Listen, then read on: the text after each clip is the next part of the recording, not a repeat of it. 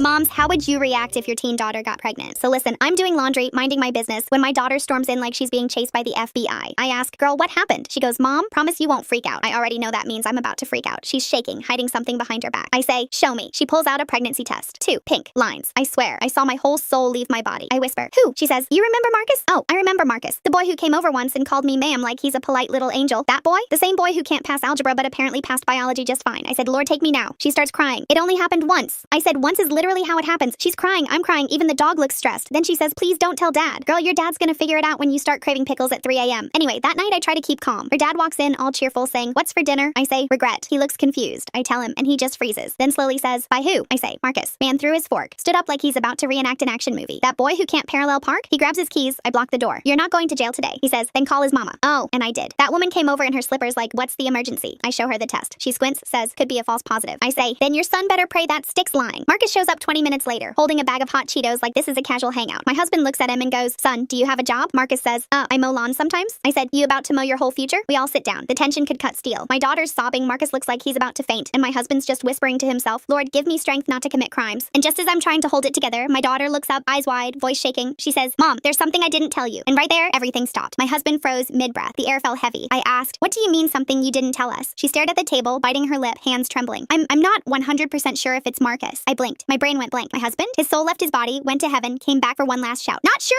Girl, what you mean not sure? She starts crying harder. It might be Jason. Jason who? I yell. Jason from the track team? The one who always says yes ma'am, but smells like weed and Axe body spray? She nods. I put my hand on my chest. Lord, take me first. I can't do this. My husband slams his hand on the table so hard the salt shaker jumped. You mean to tell me I called Marcus's mama over here and it might not even be him? Marcus's mom goes, excuse me? And Marcus, poor boy, looks like he's about to pass out. It might not be me. Girl, I helped you with your math homework. My husband shouts, you helped her too much. Jason's name drops into that living room like a bomb. Marcus's mom grabs her purse like she's about to swing it. My son don't need this drama. We came here for truth, not Jerry Springer. She storms out, slamming the door. Marcus follows, yelling, I can't believe this, and nearly trips over the rug. Now it's just us 3. Me, my husband pacing, and my daughter sobbing into her hoodie. I'm trying to keep calm, but my voice starts shaking too. Baby, when? She says quietly, it was homecoming night. I close my eyes. Dear Jesus, give me patience. Her dad turns to me, whispers, we failed. I whisper back, no, you failed. I was the one teaching her safe choices while you were telling her to just trust her instincts. He glares, don't start this now, Tasha. Oh, I'm starting it, because you said she was too young for the talk, and now she's out here starting a family tree. He throws his hands up. Oh, so it's my fault she's got 2 potential baby daddies? I shout, it's both your genes. You raised a drama magnet. Our argument gets so loud that even the dog starts barking. My daughter yells, stop! I'm sorry, okay? I don't even know how it happened. Her dad yells back, you better figure it out before Maury does. She screams, it was one mistake. I shout, girl, that's what people say before lifetime consequences. She runs to her room crying. Door slam. Silence. For a moment, it's just the sound of my husband pacing and my heart breaking. I sit on the couch and whisper, she's still our baby. He sighs, rubbing his temples. Yeah, but I'm about to have a grandbaby from a love triangle. We sit there for a while, quiet. Then he says, we need to know the truth. I'm getting DNA tests. I look at him. How, honey? You gonna swab every teenage boy in the district? He points. I'll start with Jason. Next morning, Jason's mama gets a call. She comes over, hair in rollers, holding a coffee mug that says, don't mess with Mama Bear. She sits down, looks me dead in the eye, and says, if my boy's involved, we'll take responsibility. But if he ain't, y'all owe him an apology. I nod, already exhausted. Jason walks in behind her, nervous, polite, and absolutely terrified. My husband crosses his arms. So, Jason, anything you want to confess? Jason stammers, sir, I don't think it's mine. My husband says, you don't think or you don't know. Jason looks at my daughter, then the floor. We hung out once. It wasn't serious. My husband starts muttering something about teenagers and hormones ruining America. Jason's mom gasps, you told me you were playing video games. Jason shrugs. We did. Before. She smacks him upside the head so hard his earphones flew. Boy, you better pray she's lying. I have to stop myself from laughing because the chaos is unreal. Then my daughter blurts out, I just want to know who the father is, Mom. I don't even care anymore. I just want to know. And I see her face. Scared, tired, ashamed. Suddenly all the anger fades. I hug her. We'll figure it out, baby. You're not alone. Weeks go by. Appointments, silent dinners. Gossip starts around school. Parents whispering, teachers giving her looks. I keep my head high, but every night I hear her crying quietly through the wall. One day, the test results come back. The envelope felt heavier than it should. My hands were shaking as I opened it, my daughter staring at me with red eyes and my husband sitting across the table in complete silence, his jaw tight, his knuckles white. The air was so thick you could slice it. I looked down at the paper, the words swimming in front of my eyes before they finally made sense. It's Marcus. I whispered it. But it hit the room like thunder. My daughter burst into tears, the kind that come from somewhere deep, raw, and tired. My husband leaned back in his chair, rubbed his face, and said quietly, well, at least we got an answer. I wanted to feel relief, but all I felt was exhaustion. I called Marcus's mom that same evening. My voice was trembling when I said it. She didn't even sound surprised, just sighed, long and heavy, and said, all right, if it's my boy, he's gonna step up. He ain't running from this. For the first time in weeks, I thought maybe, just maybe, we could all start breathing again. The next few days were strange, quiet, awkward. Then one afternoon, the doorbell rang, and there he was. Marcus.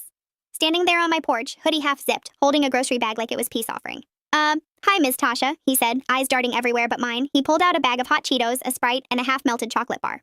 For her. You know, cravings? My daughter smiled for the first time in forever. I wanted to laugh and cry at the same time. I just nodded, let him in. He sat there for maybe 15 minutes, said barely 10 words, then left. But he came back the next day, and the next. At first, I thought he just felt guilty, but then I saw him sitting with her during doctor appointments, scrolling nervously through his phone in the waiting room, trying to look calm while sweating like he was on trial. The nurses looked at him with that soft, pitying smile that says, "Bless his heart, at least he's here." And honestly, I started feeling that too. He wasn't perfect, but he was trying. One Saturday, I came home to find Marcus in the living room surrounded by wooden planks, screws, and confusion. "What are you doing?" I asked. "Building the crib," he said proudly. "You ever built a crib before?" I asked. "No, ma'am, but YouTube has." I just sighed and walked away. 20 minutes later, I heard a loud crash and a quiet, "Oh no." When I peeked in, he was sitting on the floor holding a hammer like it betrayed him. "Miss Tasha, you got a screwdriver?" By evening, that crib was standing, a little crooked, one leg shorter than the rest, but standing. My daughter came in, saw it, and smiled so wide I almost forgot everything we'd been through. For a second, it felt like maybe this wouldn't destroy us after all. Then came that day. I will never forget that day. I was upstairs folding laundry when I heard my daughter scream my name. I ran down, heart racing. She was sitting on her bed, clutching her phone like it was burning her hands. "What happened?" I yelled. She turned the screen toward me. It was Marcus, on TikTok, dancing in his room, holding a baby bottle, mouthing the lyrics to some stupid rap song. The caption read, "When you're 16 and accidentally become a dad, oops." I swear, my soul left my body, took a quick walk, and came back wearing boxing gloves. "He did what?" I grabbed the phone, almost broke it in half. My husband came running in, asking what happened. I showed him. He stared, his jaw tightening, and said through his teeth, "He posted that publicly?" "Oh, we're fixing this now," I said, already calling Marcus. He picked up, all casual. "Hey, ma'am."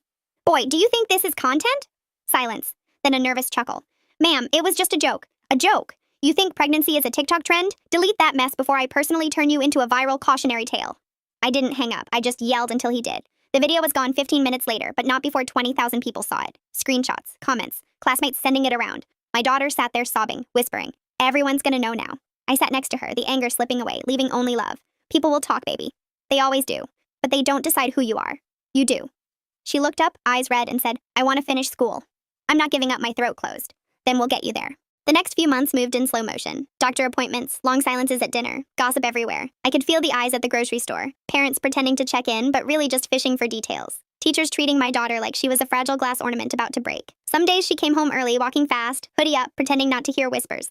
One night, I found her sitting on the porch, staring at the stars, hands resting on her belly. "You okay?" I asked softly. She shrugged. "Feels like everyone looks at me different now." I sat beside her, took her hand. "They see what's loud, baby. But strength is quiet. You got more of it than you think." She didn't answer, just leaned her head on my shoulder, and for the first time in a long time, we sat in peace.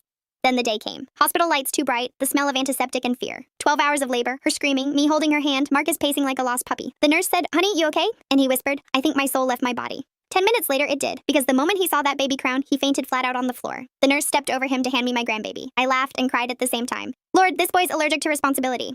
But when I looked down at that tiny baby, pink, squirming, alive, my heart cracked open. My daughter was crying, whispering, "He's here." "He sure is," I said. "And you did that."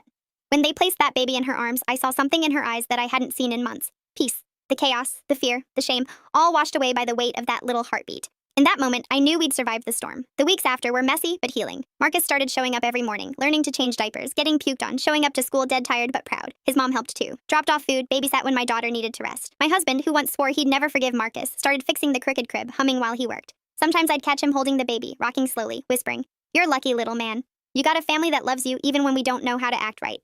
Every night, I'd sit on the porch with that baby in my arms, rocking slowly, the world quiet for once. The streetlights flickered on, the crickets hummed, and I'd think about how something so messy, so painful, could still give us something this beautiful. Marcus changed too. More than anyone expected. He got a job at the car wash, started saving money, stopped skipping school. One afternoon, he came over with a folded paper in his hand. "Ms. Tasha, can you read this?" It was a plan. College ideas, job notes, scribbles about saving for diapers and college funds. He said quietly, "I just don't want to be the guy everyone laughs about on TikTok.